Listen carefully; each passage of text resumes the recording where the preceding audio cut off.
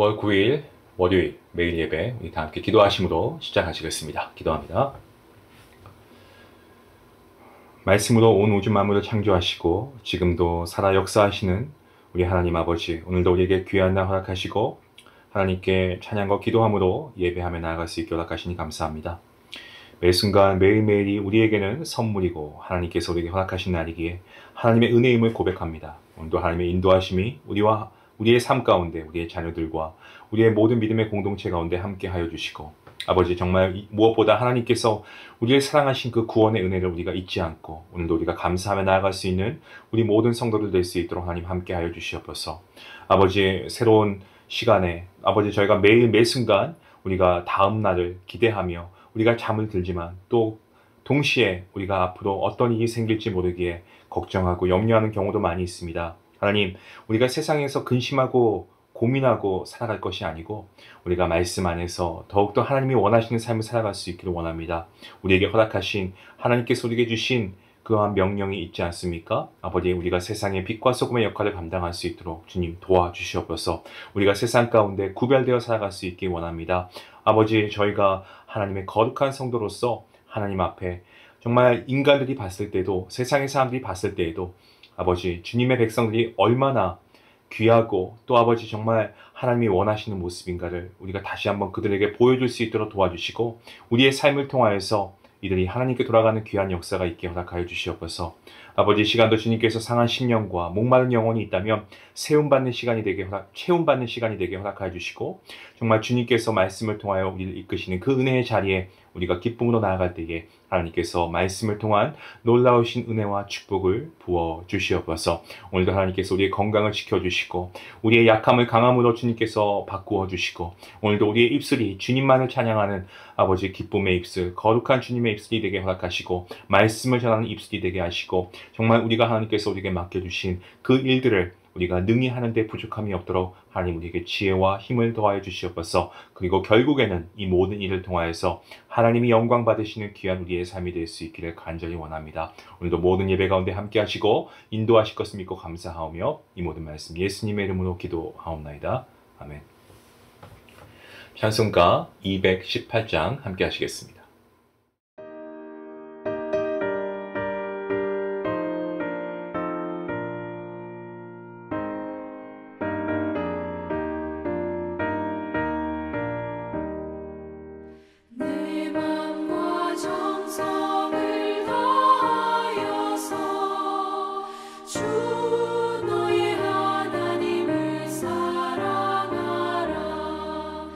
내 몸을 아끼고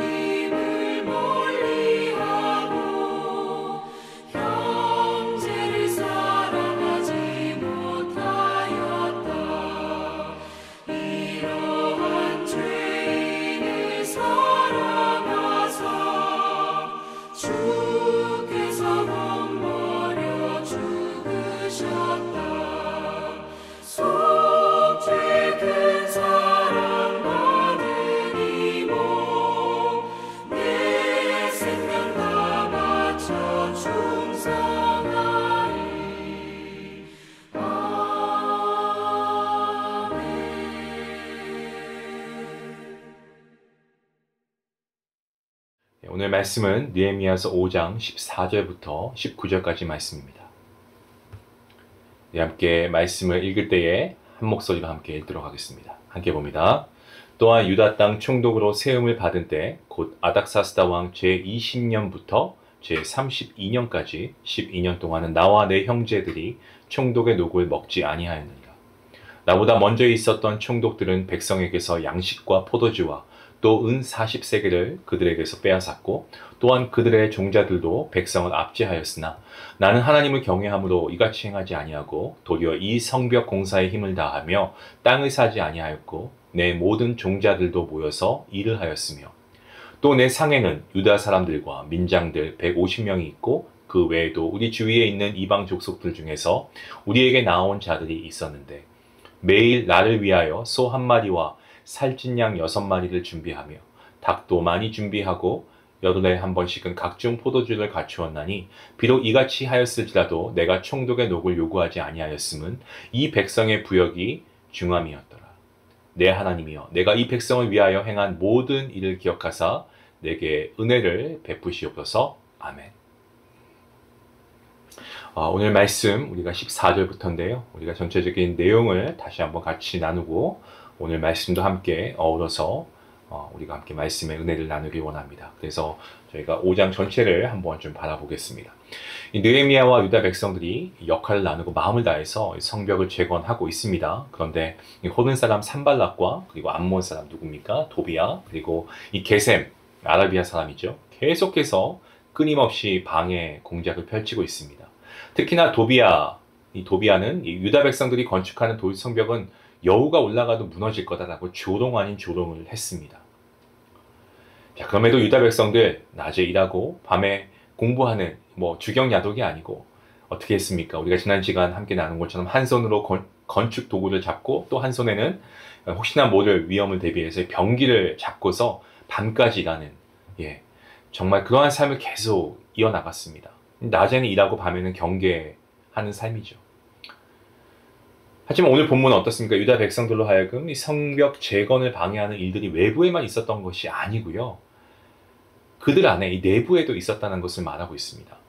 1절 말씀이 이렇게 증거하는데요. 오늘 본문은 아닙니다만 5장 1절 말씀에 그때 백성들이 그들의 아내와 함께 크게 부르짖어 그들의 형제인 유다 사람들을 원망하는데 이스라엘 자손들이 애굽에서 노예 생활할 때 그때 하나님을 향해서 부르짖었습니다. 그런데 지금은 이 부르짖다는 단어 앞에 크게 나는 이 부사가 붙어 있죠. 상황이 이 과거의 노예 생활을 할 때보다 더 어렵게 여겨졌다라는 의미로 우리가 볼 수 있습니다. 자, 그런데 백성들, 이 남자들을 지칭하는 그 남자들 지칭이 이 그들의 아내와 함께 크게 부르짖었다라고 이렇게 얘기합니다. 이런 경우에 성경에 거의 나타나지 않는 경우가 바로 이런 경우인데 부부가 함께 크게 부르짖었다라고 하는 것은요. 각자의 가정마다 먹고 사는 문제가 심각했다는 것을 의미하고 있습니다. 먹을 수 있는 여유가 있지만 건강이나 체중 조절을 위해서 먹지 않는 것은 그건 별 문제가 안 되죠. 하지만 정말 먹어야 되는데 음식물을 섭취해야 살 수 있는데 근데 먹고 싶지만 먹을 수 없을 때 그것만큼 서글프고 애통한 것은 없죠. 그런데 유다 사람들의 그 부르짖는 원망의 대상이 그들의 동족인 유다 사람들이라고 합니다. 원망의 내용에 대해서는 역시 어제 본문이지만 2절부터 5절 말씀에서 설명하죠. 2절 말씀에 어떤 사람은 말하기를 우리와 우리 자녀가 많으니 양식을 얻어먹고 살아야 하겠다 하고 성벽을 재건하는 일에 동참을 하는 사람 가운데 흥부처럼 자식은 많고 또 하루 벌어서 하루 먹어야 했던 사람들이 일을 할 수 없으니까 그냥 이런 겁니다. 이 집 저 집 다니면서 동냥하면서 그의 자식들을 먹여야 했습니다. 3절 말씀에 이렇게 기록합니다. 어떤 사람은 말하기를 우리가 밭과 포도원과 집이라도 저당 잡히고 이 흉년의 곡식을 얻자 하고 흉년이 든 거죠. 성벽을 재건하는 그 기간 동안에 이 흉년의 때에 부유한 사람들은 창고에 곡식들이 있으니까 쌓아둔 이 곡식들을 계속 사용하면서 충분히 버틸 수 있었겠지만 일반 서민들이나 작은 집이나 약간의 밭과 포도밭을 가진 이러한 사람들은 그것을 저당 잡혀야 생계를 유지할 수 있었습니다. 근데 꼭 이렇게 힘든 위기의 상황에는 그것을 이렇게 악용하는 사람들이 있습니다. 특히나 돈이 있는 사람들이 더 그렇죠. 그 기회를 악용해서 이 부자들이 싼 값으로 이 집이나 밭을 이 저당 잡습니다. 그리고 갚을 때에는 그 고리에 이자를 붙게 해가지고 그야말로 폭리를 취하는 거죠. 그 결과 그야말로 가난한 사람은 더 가난하게 되고 부자는 더 부자가 되는 이 빈익빈 부익부의 현상이 더 분명하게 나타나게 되었습니다. 또한 4절 말씀에 보시면 이렇게 기록되어 있습니다. 어떤 사람이 말하기를 우리는 밭과 포도원으로 돈을 빚내서 왕에게 세금을 바쳤다라고 기록하고 있습니다. 흉년 있었는데 이 흉년으로 인해서 밭과 포도원에서 나는 식물로 먹고 사는 것도 쉽지 않은데 페르시아 정부의 유다 백성들이 페르시아 정부에 또 다른 정부의 세금들을 바쳐야 했다는 거죠. 그러니까 뭐 세금이 한 군데가 아니고 이렇게 여러 곳이다 보니까 입에 풀칠하기도 힘든데 이게 감당이 되겠습니까? 그러니까 밭과 포도원 저당 잡히고 빚을 내어서 납세를 하게 되는 그런 의무를 감당하게 된 거죠. 또한 5절 말씀을 보시면 이 유다 백성들이 겪어야 했던 고난의 이유는 흉년으로 인한 기근과 무자비한 납세 의무, 이게 정말 도에 넘치니까 와, 이게 말이 안 되는 거죠. 그리고 뭐 이자도 문제가 되었습니다. 이런 것들로 인해서 먹을 것이 없고 심지어 뭐 자녀들을 파는 경우도 있었고요. 유일한 생계수단이었던 이 전답이 부자들의 손에 넘어가고 만 거죠. 이때 느헤미야가 보여준 반응이 역시나 어제 본문 말씀에 있습니다. 6절과 7절 말씀에 이렇게 증거합니다. 내가 백성의 부르짖음과 이런 말을 듣고 크게 노하였으나 깊이 생각하고 귀족들과 민장들을 꾸짖어 그들에게 이르기를 너희가 각기 형제에게 높은 이자를 취한도다 하고 대회를 열고 그들을 쳐서. 느헤미야의 반응은요, 간단하게 말씀드리면 이겁니다. 굉장히 화가 나는 것, 그러니까 노하는 것과 또 깊이 생각하는 것, 이 두 가지의 반응이었죠. 크게 노했다라고 하는 것은 이 느헤미야가 가난한 백성들의 편에 있었다는 것을 우리에게 알게 합니다. 여러분, 느헤미야가 사실 어디에 소속되어 있습니까?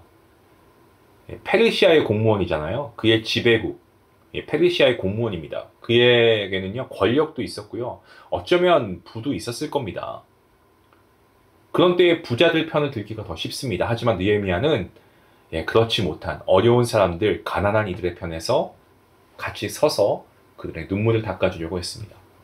자, 또한 그의 반응 중에 깊이 생각했다라는 것이 있는데 화만 내고 끝난 게 아니고 어떻게 이를 해결할까 고민했다는 거죠. 그리고 그 고민을 하나님 앞에 묵상합니다. 하나님께 여쭤봤다는 겁니다. 그런 후에 백성의 지도자들 설득합니다. 그리고 이런 것들 이제 그만하십시다. 하나님을 경외하는 마음으로 이자 받는 것도 그만하고 좀 비싼 이자 받는 것도 그만하십시다. 이에 지도자들이 뭐라고 합니까? 돌려주겠습니다 라고 약속하고 서약까지 합니다.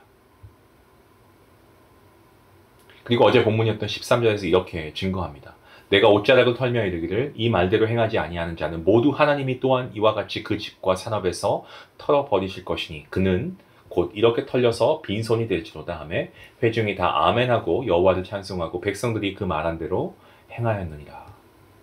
느헤미야가 이러한 것들을 계속해서 요구하고 촉구하고 인해서 백성들의 지도자들이 회개를 하기 시작합니다. 그래서 그들이 단지 자기 동족들을 착취했던 것을 뉘우치고 뭐 어떤 눈물을 흘렸다 이런 의미가 아니고요. 그들의 삶을 바꾸기 시작한 겁니다.